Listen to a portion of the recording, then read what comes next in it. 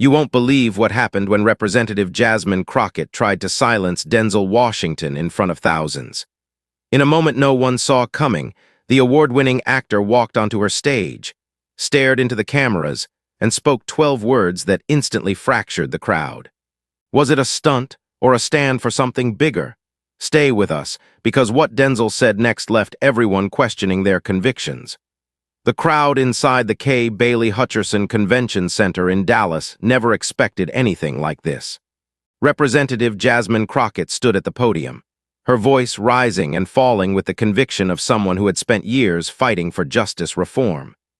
Cameras from CNN, Fox News, and local outlets tracked her every gesture as she declared that America's legal system was built to break the backs of the voiceless. Applause rippled across the packed rows.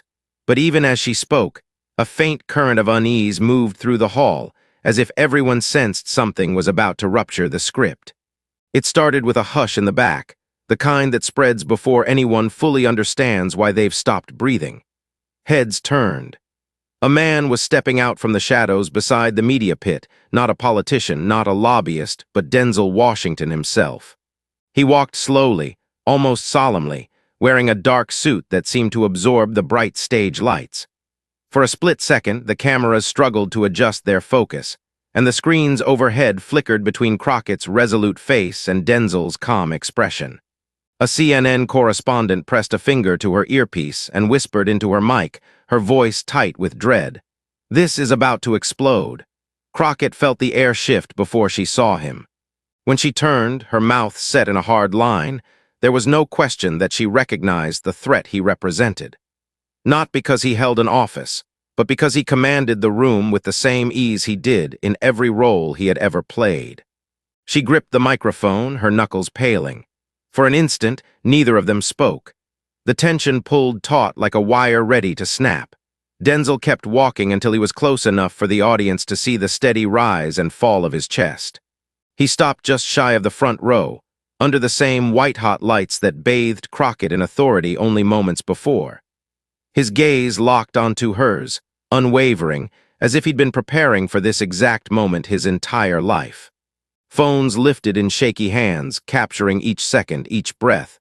The security detail shifted their weight, uncertain whether to act without her command. Crockett's eyes narrowed, her voice sharp enough to cut the hush in half. "Mr. Washington, you are not on the program. This is not a movie set." Her words should have ended it. They should have sent him back into the dark where uninvited guests belonged. But Denzel didn't flinch. He looked past her, scanning the faces in the crowd with a solemn gravity that made even the jeering voices hesitate. When he spoke, his voice was low, resonant, carrying a weight that felt older than the walls around them. "I won't leave without saying what must be said." The sentence dropped into the hall like a flare into dry grass. A rustle of disbelief moved from the front rows to the press risers. A woman in a denim jacket put her hand over her mouth. A man in a crisp suit leaned forward, elbows on his knees, as if bracing for impact. Crockett's lips parted, but no words came immediately. For all her preparation, for all her experience facing down critics and rivals, this wasn't a challenge she could predict or contain. The cameras found her face, searching for a flicker of uncertainty. She gave them nothing but the glint in her eyes, a silent promise that she would not surrender the stage. But in that first electric instant, everyone watching understood something fundamental had shifted. Whatever came next would not be a speech. It would be a reckoning. The hall seemed to shrink around them, the air so thick it was almost alive. Denzel stood perfectly still, his hands at his sides, his eyes steady as a stone. The stage lights spilled over his shoulders, casting long shadows that reached into the crowd. Crockett drew herself up, her chin lifted just enough to remind everyone she was still in control, or at least meant to look that way. Her voice came low but clear, every syllable carved from discipline. "You're not on this program." She let the words hang in the space between them like a challenge, daring him to overstep. For a heartbeat, no one moved. No one even coughed. Then Denzel tilted his head slightly, as if weighing her authority against the urgency that had brought him here. No program needed to defend the voiceless. The sentence was almost gentle, but it reverberated across the hall with the force of an accusation. A murmur flickered through the rows, something too restless to be called applause but too loud to be silence. Crockett's jaw tensed. She had faced interruptions before, but never one that turned the ground under her feet into something so uncertain. In the third row, a woman with a press badge held up her phone to catch the exchange. A reporter near the aisle whispered to his cameraman to keep rolling. On the edge of the stage, one of Crockett's aides pressed a hand to her earpiece and leaned in just enough to whisper. "He's live. 2 million viewers and climbing." Crockett didn't look at her, but a flicker of calculation crossed her face. Every word, every second, was now being streamed in real time to an audience large enough to decide which of them would be remembered as the voice of conscience, and which would be reduced to a headline.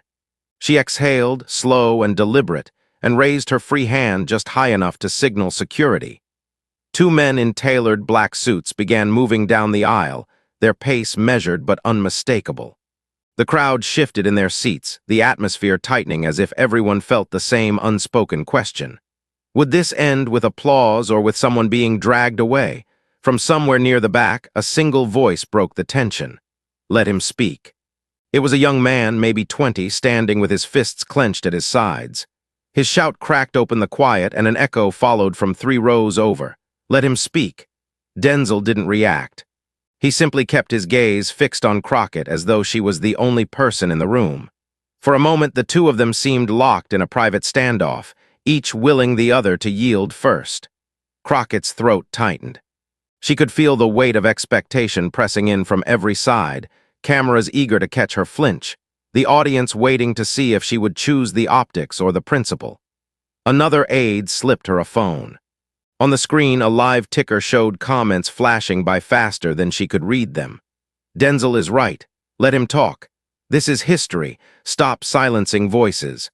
She forced her eyes away, refusing to let a digital mob dictate her authority. The security men had reached the front row. One rested his hand lightly on Denzel's arm, but Denzel didn't move. He stood as if rooted to the floor, neither confrontational nor submissive, just impossibly calm. Crockett took a breath so deep it shivered in her chest. Her voice dropped lower, a measured cadence she had used in courtrooms when she needed to remind everyone exactly who was in charge. "You have 60 seconds to explain why you think this is acceptable." 60 seconds, Mr. Washington, no more." The man beside the camera whispered again, "This is going viral. All of it." A hush fell over the room, deeper and heavier than before. Even the people who had called out for him to be heard sat back in their chairs, realizing they were witnessing something no one could script. Denzel glanced briefly at the security guard, then back to Crockett. He didn't smile.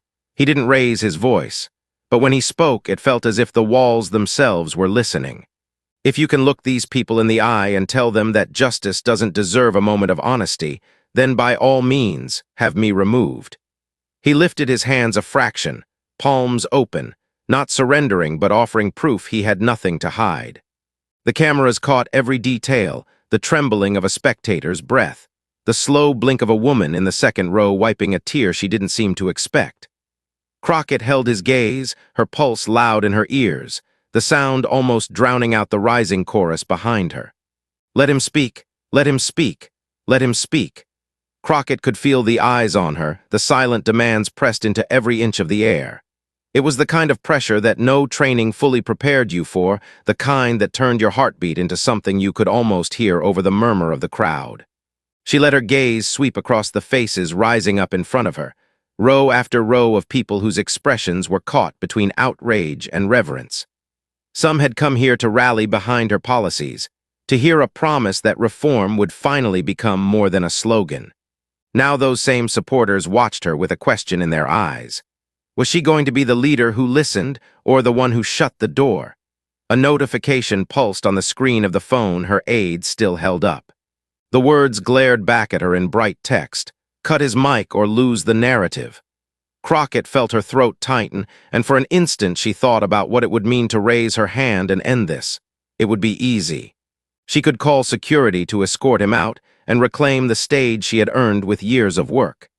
She could force the cameras to turn back to her, to the policies that had brought thousands to Dallas tonight. But even as the logic sharpened in her mind, she knew the price. Every headline tomorrow would read the same. Crockett silences Denzel Washington. Every network would replay this moment until it became something more than a disagreement. It would become a symbol of power unwilling to hear dissent. She drew in a breath so deep it made her shoulders lift. The microphone in her hand felt heavier than it had minutes before. Her voice came out calm but edged with something she could not disguise, something that sounded almost like resignation. 60 seconds, nothing more. The words were soft but final. A ripple of relief spread through the room, followed quickly by a low current of anticipation.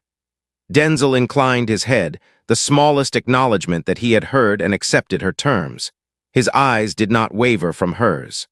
Then, slowly, he turned to face the sea of faces, some expectant, some incredulous, all fixed on him as if he held something they needed to hear to understand themselves. For a moment he said nothing. The hush thickened, pressing against the walls, until it seemed that every breath in the hall had synchronized into a single waiting rhythm. Then he lifted his chin and looked straight into the nearest camera lens. His voice pitched so low it made the silence around him feel deeper. People watching this? He paused, letting the phrase expand and settle over the audience. Silence is complicity. The sentence landed like a stone dropped into a still pond. The words moved through the rows, crossing the space between strangers, and planting something none of them could quite name, but all of them felt. A light technician, unsure whether to follow the usual cues, switched the house lights up to full. The bright wash flooded the hall, exposing every face in stark clarity. There was no more anonymity, no way to pretend this was happening to someone else. Crockett blinked against the glare, her heart hammering so loudly she was sure the microphone would pick it up. All at once, she was aware of the cameras catching her expression from every angle, recording the way her lips pressed together and her eyes did not look away. Denzel let the silence linger, as if he understood that any more words right then would only dilute the power of what he had said. His hands remained open at his sides, his shoulders squared, neither defensive nor triumphant. The security guards who had hovered behind him shifted their weight, uncertain whether to stand down or wait for another signal. No one moved. No one dared to break the moment. It was the kind of pause that politicians spend entire careers trying to manufacture. A perfect, unscripted suspension where everyone in the room felt they were seeing the same truth at the same time. Crockett knew she had only given him 60 seconds, but standing there in that glare, it already felt longer. It felt like he had cracked something open that could not be closed again. Denzel stood so still it was almost as if he had turned to stone, only the slow rise and fall of his chest proving he was flesh and blood. The bright house lights gleamed off his temples, catching silver strands in his hair that made him look older than the films people remembered. He didn't look at Crockett now. He looked past her, into the faces that seemed to blur together into a single questioning gaze. His voice, when it finally came, was softer than anyone expected, the kind of voice you have to lean forward to hear, and that very softness pulled the crowd closer. I want to tell you about a boy I met in this city 3 years ago. His name was Elijah, and he was 16. He paused to let the name settle, and in that moment even the security guards froze, their hands hovering uselessly near their radios. He was arrested because he could not pay a $500 bond. Not because he was dangerous, not because he hurt someone, because he was poor. Denzel's eyes flickered, and his hand moved to the inside pocket of his jacket. For a second the guard stiffened, but all he pulled out was a worn photograph, its edges softened by time and the pressure of a man who could not forget. He held it up just high enough that the nearest cameras could zoom in. The image showed a boy in an oversized hoodie, half smiling, half wary, the face of someone who had already learned not to expect kindness. I sat across from Elijah and listened to him tell me he would rather plead guilty to something he did not do because it would get him home faster than fighting the charge. Denzel swallowed, his throat working around words that sounded too big for the moment. He looked down at the photo, and when he raised his eyes again, they shone. This is not about me. This is not about her. He gestured briefly toward Crockett, not unkindly, but with a weary finality. This is about what we have decided to tolerate as normal, about what we pretend is justice because it spares us the shame of admitting how badly we have failed. In the third row, a woman lifted her hands to her face, her shoulders shaking with silent sobs. A man beside her put his arm around her, though they did not seem to know each other. A sound came from the back, a voice cracking under the weight of recognition. That was my nephew. The words weren't loud, but they were so raw they cut through everything else. Crockett looked up sharply, her lips parting as if to speak, but no reply came. Denzel took a breath, deeper than before, as if he needed to steady himself before he could go on. Elijah died in that detention center. A simple infection. He never saw 17. His mother buried him with money she borrowed from neighbors who barely had anything themselves. For a moment the air in the hall seemed to vanish. It was as if no one could quite take in the sentence, as though it was too much for a single space to contain. Crockett's hand clenched tighter around the microphone, her knuckles pale. Her gaze dropped to the floor, to the narrow shadow cast by the podium, and she did not lift it again while he spoke. Denzel's voice grew stronger, though it still trembled at the edges. When you tell me I am not on the program, I understand why. Because stories like this ruin the polished script. Because when you look at this picture, you see the truth you cannot legislate away. His hand was shaking now, just enough that the photograph quivered. He lowered it slowly, folding it back into his pocket like something precious, something too private to be left in the open any longer. A hush so complete settled over the hall that you could hear the faint hum of the cameras recording every instant. Denzel drew himself up, his shoulders straightening. He looked first at the woman still crying in the third row, then at the young man who had shouted to let him speak, and finally at Crockett, who had yet to meet his eyes again. I am not here because I enjoy this. I am here because I believe that if we do not say these names, if we do not hold up these stories, we will keep telling ourselves we are doing enough when we are not even close. He turned slightly, as if to include every person watching on screens across the country. Martin Luther King Jr. said, "Injustice anywhere is a threat to justice everywhere." Denzel let the words echo, his gaze steady, daring anyone to deny them. He took another breath and lowered his hands. The photograph was gone, but the shape of it seemed to remain, an invisible indictment no one could escape. Crockett's shoulders slumped almost imperceptibly, her head still bowed. In that suspended quiet, no one could pretend they had not heard him. No one could pretend they did not feel the shape of the loss he carried into this hall. Crockett's fingers flexed around the microphone like she was gripping the last edge of solid ground. For the span of several heartbeats, she could not lift her gaze from the floor. The hush in the hall felt more oppressive than any noise. She knew what the cameras were seeing. A woman who had built her career on never flinching now caught in a moment she could not control. It made something dark and hot crawl up the back of her throat, but she swallowed it before it reached her voice. When she finally lifted her head, her eyes were bright but hard, fixed squarely on the man standing below her. The crowd held its collective breath as she spoke. Emotion cannot replace legislation. Her words were crisp, each syllable snapped into place like a verdict. She paused, and the hush deepened. You were never elected, Mr. Washington. You have not carried the burden of building laws that last longer than applause. For an instant her voice nearly cracked, but she steadied it with the same force that had carried her through every hearing, every debate, every late-night strategy session where she had watched colleagues buckle under less. The last syllable still hung in the air when Denzel lifted his chin, his expression neither humbled nor triumphant. Instead, there was something almost weary in the way he regarded her, like a man who had watched too many cycles of hope and disappointment to be surprised by either.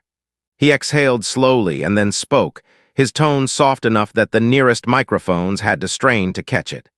Neither was Rosa Parks when she refused her seat. The sentence landed with a force that no one expected. A tremor moved through the rows, something between a gasp and a shiver, as though every person felt a seam in the moment split open. In the fourth row, a young woman in glasses pressed her palm flat against her chest like she needed to steady her heart. A man 2 seats over lowered his head into his hands. Crockett's lips parted as if to reply, but no words emerged. It was not just the history invoked that made the hall reel. It was the simple, unanswerable truth that sometimes one voice outside the system could change more than all the voices within it. She opened her mouth again, searching for a response that would not sound defensive or hollow, but before she could form it, a sound erupted behind her. A row of students stood as one, their voices overlapping in a ragged chorus. "Let him finish! Let him finish!" Their chant had no rhythm, no polish, but it carried something raw that no prepared talking point could match. The cameras pivoted toward them, capturing the mix of defiance and hope etched onto faces so young they still looked startled by their own courage. Crockett drew in a breath that shook, and for the first time, she felt her certainty begin to slip under her feet. She raised her hand a fraction, trying to signal for quiet, but the chant only grew louder. Denzel did not move. He watched her with an expression that was almost sympathetic. Almost. In that flickering moment, she saw how he had built an entire career out of the same unflinching honesty that now threatened to drown her message. He had not come here to humiliate her. That would have been easier to fight. He had come to remind every person watching that the story of change was never tidy, never confined to the right credentials or the right title. Crockett's aide approached, whispering that the livestream comments were exploding, that trending tags were spiraling out of control. She did not need to look to know it was true. She could feel it in the way the air crackled around her, in the way every camera lens glistened with the anticipation of headlines that would not be hers to write.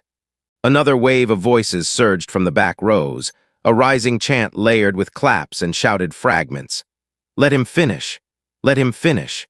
She opened her mouth once more, determined to reclaim control, but this time the words never even made it past her tongue. The roar of the crowd swallowed her attempt whole, a sound so complete it felt like a living thing. For a flicker of time, she saw herself as they must have seen her now, a politician clinging to procedure while the man in front of her carried something too heavy to dismiss. Her hand fell back to her side, the microphone still in her grip, but suddenly it felt like nothing more than a prop. Around the room, she watched faces turning toward Denzel with a mixture of sorrow and something sharper, something that looked too close to condemnation. Some were crying openly. Others stared at her with a flat, unblinking disappointment. She knew that look. She had seen it in the eyes of voters who believed she had once promised them everything and was now delivering too little. In that glare of the house lights, in the chants that refused to quiet, she felt the story slipping away from her, no matter how tightly she tried to hold on. It felt like the floor beneath Crockett's shoes was dissolving grain by grain. The chants had started as a ragged line of voices, but now they had swollen into something that filled every inch of the hall, a living roar that rose and fell in waves. People were standing in clusters, their faces flushed, their mouths open in shouts she could not separate into sentences. Some were chanting for Denzel, some for her, and some were simply yelling over the chaos because it felt like the only thing to do. Aide after aide moved in and out of her peripheral vision, each with a phone in hand, each speaking in a voice pitched just above panic. She could feel the heat of their urgency without needing to hear every word. Then one voice cut through, brittle and high, the words as sharp as glass. "Representative, listen to Denzel is trending globally." Crockett's jaw clenched so tight it hurt. She had always prided herself on control, on never letting her opponents or allies see her startled. But this was no longer a confrontation. It was a spectacle, and she was caught at the center of it with no clear exit. She turned her head just enough to face the aide, her voice slipping out between her teeth. "This is policy, not theater." But even as she said it, she knew the argument was crumbling under the weight of the moment. People were not here only for policy anymore. They were here because Denzel had given them a story they could hold in their hands, a name they could say, a loss they could feel. That power was impossible to quantify, but she could feel it like a pressure building in her chest. Denzel did not look away. He lifted his gaze to meet hers with an expression so calm it nearly undid her. Sometimes theater saves lives. The words were not loud, but they moved through the roar like a slow, inexorable current, finding every ear. Crockett heard the intake of breath from a woman sitting just below the podium, a sharp little gasp that sounded almost like relief. Around the hall, the division was taking shape in real time, as clear and brutal as a fault line. To the left of the aisle, a group of her supporters were on their feet, some clapping rhythmically, trying to drown out the noise with their own defiant chant. "Jasmine, Jasmine, Jasmine." To the right, a cluster of students and older residents were shouting Denzel's name over and over, some with tears in their eyes, some with their fists raised. Between them, dozens of people sat in stunned silence, caught between the chants, looking from one side to the other as if they were witnessing something they would be asked to explain for years to come. Security began moving with more urgency, weaving through the rows with hands lifted in placation, trying to herd the surging pockets of people away from the stage. Their radios buzzed with clipped commands that only seemed to heighten the tension. Near the center aisle, two men squared off, their voices rising in accusation. One shouted that this was a stunt, that Denzel was exploiting pain for attention. The other shouted back that the pain had always been there, ignored until someone with a platform forced them to look. Crockett watched them, her pulse drumming in her throat. She knew she should speak, should reclaim the microphone and remind them why they had all come. But her mind was a whirl of headlines she could not stop from forming. Denzel Washington hijacks Justice Forum. Crockett silences grieving voices. The CNN correspondent stood near the press riser, her hand cupped around her microphone as she whispered to the cameraman. If she cuts the mic now, she loses everything. The words drifted up to the stage, soft but piercing. Crockett closed her eyes just for a second, as if by shutting out the sight of the crowd she could also shut out the certainty that she was no longer the main character in her own event. When she opened them again, the house lights were so bright that the faces below her blurred into a single shifting mosaic of anger, pity, admiration, and disappointment. She had never felt so visible and so alone at the same time. A chant of "Let him finish" rose again, raw and loud, washing over the earlier calls for her name. Denzel remained perfectly still, the only figure untouched by the restless motion. His face was solemn, and if he felt any triumph, he did not show it. Instead, he looked almost sad, as though he too could feel how irreversible this moment had become. Crockett's throat tightened, her vision pricking with the first hot warning of tears. She refused to let them fall, not here, not now. But even as she steadied her breath, she understood that something in the air had shifted beyond her reach. There would be no putting it back, no neat resolution, just this fracture growing wider with every beat of silence she could not fill. The hall had never been silent this way before, not in all the town halls and campaign stops and policy summits Representative Jasmine Crockett had endured. It was not the hush of respect or suspense. It was the stunned quiet that follows when a crowd realizes they are witnessing something that will be replayed long after the applause or shouting has faded. Security moved through the aisles, guiding people toward the exits with gentle insistence that did nothing to ease the raw tension clinging to the air. Some left without a word, their faces drawn and thoughtful. Others lingered, still arguing in heated whispers that flared into bursts of accusation and grief. Crockett stood unmoving, the microphone clutched in one hand as though it might still anchor her to a sense of purpose. Her phone vibrated against her hip, a silent summons she could no longer pretend not to hear. She lifted it with fingers that felt suddenly too clumsy and pressed it to her ear without looking to see who was calling. The voice on the other end was clipped and controlled, but even through the tinny speaker, she could hear the undercurrent of frustration. "Jasmine, you've lost control of the narrative." The words landed like a slap she could not dodge. She shut her eyes, her free hand closing around the edge of the podium to keep herself upright. She had imagined criticism before. She had braced for it, planned for it, told herself that leadership meant accepting you could never satisfy everyone. But she had not been ready for this, for the sudden certainty that no amount of preparation could change the way a single moment could rewrite everything you believed about your own power. She lowered the phone without answering. The aide who had been trying to catch her eye earlier stood a few feet away, her expression a careful blank. No one dared approach her now, as if she had become something fragile or dangerous or both. Down on the main floor, Denzel Washington moved through the thinning crowd with a composure that was almost surreal. People reached for him, some with hands open in gratitude, others with gestures sharp with accusation. A woman gripped his wrist as he passed and whispered something only he could hear, her eyes wet. He paused to look her in the face and nod just once, before gently freeing himself and moving on. A man near the aisle shouted that he was a parasite, that he had turned pain into a performance. Denzel did not break stride. His gaze moved across the hall, never lingering long enough to be caught, but never avoiding the anger that flared in his wake. Crockett watched him go, unable to summon a single word that would frame what had just unfolded into something she could control.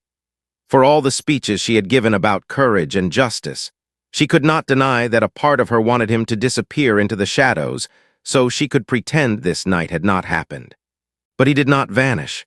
He walked with the same measured steps that had brought him onto her stage, his face solemn, carrying the weight of every story he had dared to say out loud.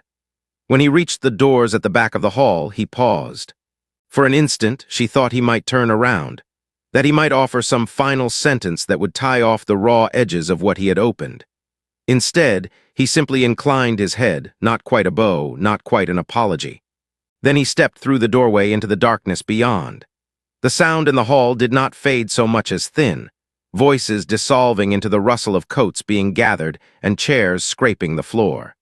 Crockett stood there until the last person had left. Only then did she feel the tremor in her hand, subtle at first, then stronger.